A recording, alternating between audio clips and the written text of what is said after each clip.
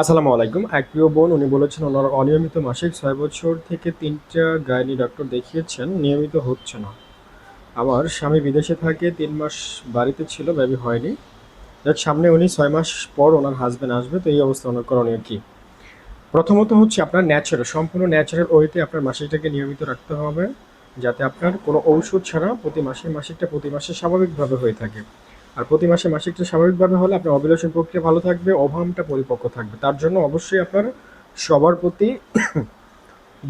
সবার আগে যে বিষয়টার প্রতি গুরুত্ব দিতে হবে সেটা হচ্ছে লাইফস্টাইল, আপনার জীবনযাত্রার প্রতি গুরুত্ব দিতে হবে।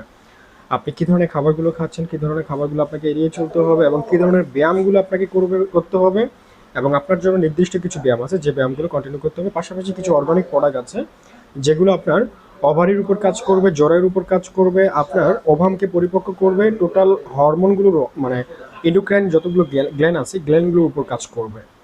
সর্বোপরি আপনার টোটাল হরমোন লেভেলটাকে ভালো রাখবে। যেহেতু হাজব্যান্ড বাইরে থাকে, উনি দেশে এসে আপনাকে পর্যাপ্ত সময় দেওয়াটা কঠিন হয়ে যায়। অল্প সময়ের জন্য আসবে, সেই ক্ষেত্রে আপনাকে সব কাজ দিয়ে পারফেক্ট থাকাটা ভীষণ জরুরি। তো এই নিয়মকানুন অনুসারে চলেন, প্রয়োজনে যোগাযোগ করুন। ভালো থাকবেন। আসসালামু আলাইকুম।